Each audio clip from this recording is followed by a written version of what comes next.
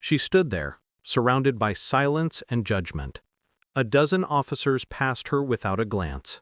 Some smirked. Others whispered. No one offered respect. No one saw her as one of them, until the door at the end of the hall opened, and a four-star general walked in. What happened next made history. Welcome to your history time. If you love stories of courage, forgotten heroes, and people who refuse to be defined by others, make sure to like, subscribe, and comment below what respect truly means to you. Because today, you'll learn about Lieutenant Commander Sarah Hale, the woman who turned silence into salute. Sarah Hale didn't come from a military family. She came from Detroit, a neighborhood more known for broken glass than shining metals. Her mother worked 2 jobs, her father left when she was 9. But Sarah was sharp, sharper than most. She learned to fight not with fists but with focus. When her classmates mocked her for wanting to join the Navy, she just smiled and said, "You'll salute me one day." No one believed her. At 21, she applied for officer candidate school. She passed every written exam. She aced every interview. But when the physical tests came, the looks began. "You don't look like a soldier. Maybe try logistics or medical." She ignored them. She trained harder, running until her feet blistered, lifting until her arms shook. The first time she passed the qualification test, the examiner double-checked her scores twice. "You're sure these are yours?" he asked. "Yes, sir," she replied. "You can run it again if you'd like." He did. She passed again. The Navy accepted her, but not everyone welcomed her. Her first posting was aboard the USS Hammond, a destroyer stationed in the Pacific. The men didn't speak to her much. The women didn't either, afraid of being judged for associating with her. She ate alone, worked alone, trained alone. But she didn't complain. She built her own rhythm, discipline in silence. At night she'd stand on deck and stare at the endless ocean. One of the crew later said, she looked like she was talking to the sea, and somehow the sea listened. It happened on a quiet morning. Drills had just started when an explosion rocked the ship's lower deck. A fuel line had ruptured. Fire spread instantly. Smoke filled the corridors. Panic took over.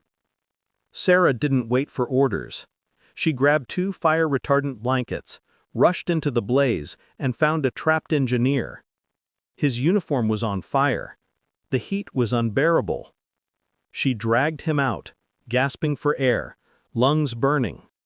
Then she went back, again and again, pulling out 2 more sailors before collapsing from smoke inhalation.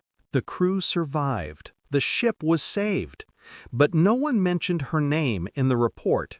She didn't fit the image they wanted. Months later, she was transferred to a training base in Norfolk.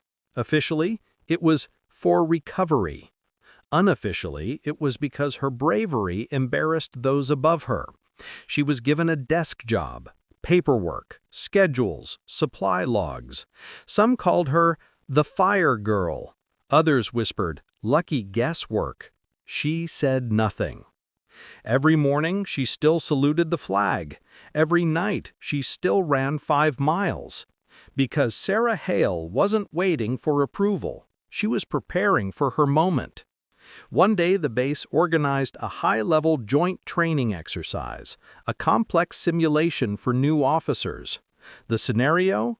A cyber attack and sabotage on a naval communications array. Senior officers observed from a gallery above. When the simulation began, chaos unfolded. The system crashed. Orders contradicted each other. The trainees panicked.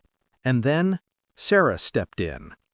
Calm, precise, clear, she reorganized the team, reassigned roles, restored the network, and completed the mission in record time. The observers watched in silence. Among them, a visiting 4-star general from the Joint Chiefs. When the simulation ended, Sarah stood at attention, expecting to be dismissed like always. Instead, the general walked down from the viewing deck. Every officer in the room froze. He stopped in front of her. Then, slowly, deliberately, he saluted her. The room fell silent. "Lieutenant Commander Hale," he said, "leadership isn't given by rank. It's proven by action. Today, you reminded every one of us what that truly means." The officers who once ignored her stood straighter. The whispers stopped. That salute didn't just change a room, it changed the system. Within a year, Sarah Hale became a symbol across the Navy for integrity, courage, and unshakable professionalism. She never sought fame, never gave interviews, but recruits began to tell her story in training halls. "If you doubt yourself," they'd say, "remember the one they called the Fire Girl." And somewhere on a quiet base wall, in a frame not labeled for glory, hangs a photograph. The moment a four-star general saluted a woman everyone once ignored. Sarah Hale's story isn't about gender or recognition. It's about the power of persistence when no one believes in you. Respect isn't demanded, it's earned, one act at a time. She was ignored by everyone until a four-star general walked in and saluted her. What would you have done in her place? Tell us in the comments below. And if her story inspired you, don't forget to like, subscribe, and share. Because at Your History Time, we believe some of the greatest battles are fought not with weapons, but with will.